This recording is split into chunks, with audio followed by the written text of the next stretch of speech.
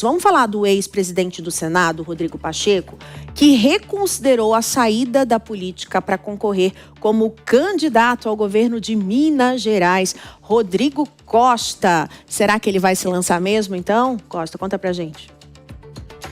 Márcia, é uma novela que já se estende há meses aqui em Minas Gerais, a questão de Rodrigo Pacheco, né? Ele agora avalia se filiar a um partido, a um determinado partido, ele deixa o PSD, muito provavelmente, já conversou com dirigentes do União Brasil, do MDB e do PSB. Essa saída do PSD já é considerada natural por pessoas próximas ao senador após o movimento feito pelo presidente da sigla, Gilberto Kassab, presidente nacional do PSD, mas que aqui em Minas Gerais ele apostou na filiação e na candidatura de Matheus Simões, atual vice-governador mineiro, como o apoio, né, lançando Matheus Simões para as eleições deste ano para a sucessão de Romeu Zema. Vale lembrar que o Matheus Simões ele era filiado ao Partido Novo, assim como o Zema, deixou o Novo, foi para o PSD e deve ter o apoio de Romeu Zema aí para a sucessão. Além de Matheus Simões, outros nomes aparecem cotados para a disputa aqui no estado de Minas Gerais. No momento, as pesquisas elas indicam o nome do senador Cleitinho como o favorito, mas o Cleitinho também, por enquanto, não confirma, mas também não diz que deixará de ser candidato ao governo de Minas. Há uma dúvida também quanto à questão que envolve o nome de Cleitinho. Como todos os nomes até agora colocados são do campo da direita, o Rodrigo Pacheco ele teria feito um cálculo de que poderia herdar boa parte da votação obtida por Lula aqui no estado de Minas Gerais na última eleição. Vale lembrar que no segundo turno da última eleição nacional, Lula obteve 6.200.000 votos aqui no estado de Minas Gerais, o equivalente a 50,20% do total de votos válidos. União Brasil tem aqui em Minas Gerais Álvaro Damião como seu principal nome. É o prefeito de Belo Horizonte. Ele, inclusive, simpatiza muito com a possibilidade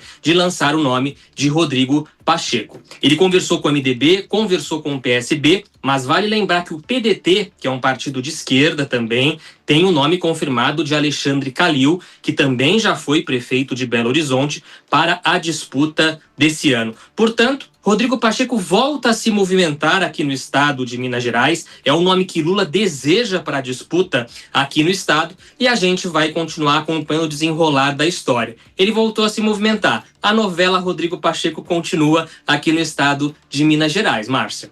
Obrigada, viu, Rodrigo Costa? Eu já ia te chamar de Rodrigo Pacheco. Não, é o Rodrigo Costa, o Pacheco é outro.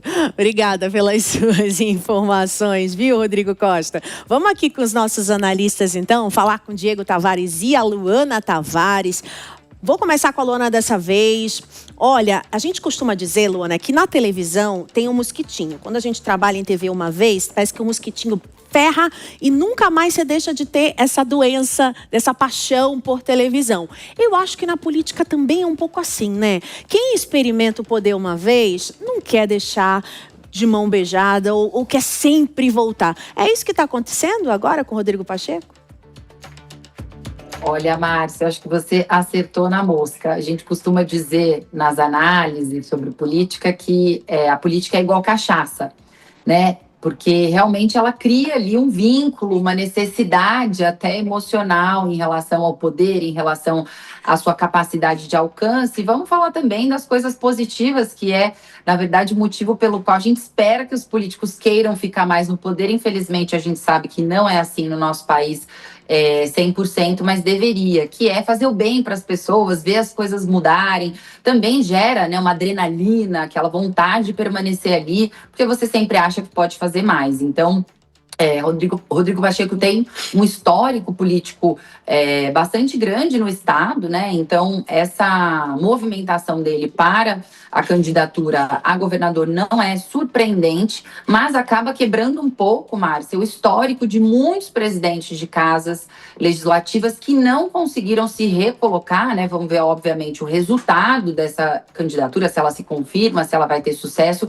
Mas eu acho que é uma tentativa interessante de sair um pouco do histórico dos últimos presidentes de casa que acabaram no final dos seus mandatos, entrando aí numa baixa, né, atividade política. Obviamente que tem a ver também com a sua distância da base, uma vez que você está na presidência de uma casa, você tem responsabilidades que te impedem de nutrir a base eleitoral, de estar tão presente no seu estado, de fazer as alianças pensando em uma eventual candidatura seguinte, porque você está muito ocupado ali articulando dezenas, centenas de arranjos, acordos políticos, e isso acaba interferindo muito na carreira desses políticos. Então, o Rodrigo Pacheco acaba colocando o seu nome nessa direção, que já está sendo ventilado e veiculado há algum tempo. Ele traz também aí uma mudança nesse histórico, e caso tenha sucesso, vai ser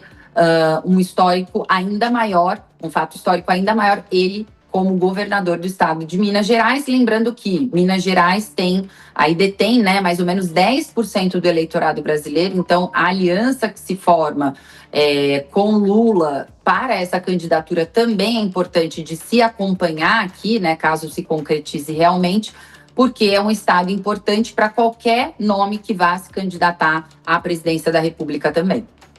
Agora, Diego Tavares, a gente deu uma pesquisa essa semana, não lembro se foi ontem ou se foi na semana passada, que deu um levantamento assim super interessante do nosso país. Mais de 60% da população brasileira não sabem quem é Hugo Motta e Davi Alcolumbre, né, que é algo que me chama muita atenção. Aí, quando a gente pega a carona no que a Luana falou, desse afastamento de Rodrigo Pacheco da sede ali de Minas, esse retorno realmente teria que ser feito com muito trabalho, porque o nome dele não é um nome tão forte quanto de outros candidatos que permaneceram ali em Minas Gerais trabalhando, mostrando o seu nome, dado esse distanciamento realmente do cargo. Você acredita que ele teria sucesso, Diego Tavares, ali nessa candidatura ao governo de Minas? E para qual partido ele teria um pouco mais de abertura? Porque ele ainda está procurando partido, né?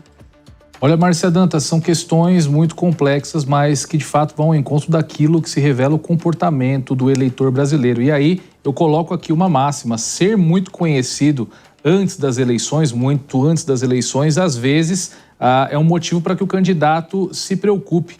É muito mais interessante, considerando a conjuntura da nossa política atual, que o candidato fique, de fato, nas sombras até o momento certo do lançamento da sua pré-candidatura. Isso porque nós temos uma receita que o Brasil não deveria se orgulhar dela, mas que, infelizmente, se mostra uma realidade nos últimos anos. Quem consegue se eleger ou se reeleger de forma mais fácil é quem consegue trazer mais recursos para a sua base eleitoral. Dados das últimas eleições municipais, cerca de 98% das prefeituras que mais receberam recursos de emenda parlamentar conseguiram reeleger os seus prefeitos ou eleger o sucessor do prefeito que se encontrava na cadeira. Então, basta que você seja um grande operador de orçamento, destinando valores para as cidades, principalmente para cidades onde você tem prefeitos aliados, para que esses mesmos prefeitos se empenhem na sua campanha quando for o momento oportuno. Talvez essa seja a aposta de Rodrigo Pacheco. E, de fato, o partido onde ele se encontra, o PSD, talvez seja o melhor lugar para que ele permaneça, para que ele se mantenha, porque Gilberto Kassab é um bom articulador e certamente vai depositar suas fichas onde ele encontrar mais possibilidades de vitória. E Rodrigo Pacheco, com uma candidatura musculosa, tendo operado muito recurso do orçamento enquanto presidente do Senado, é um franco favorito a conquistar o coração do cacique do PSD.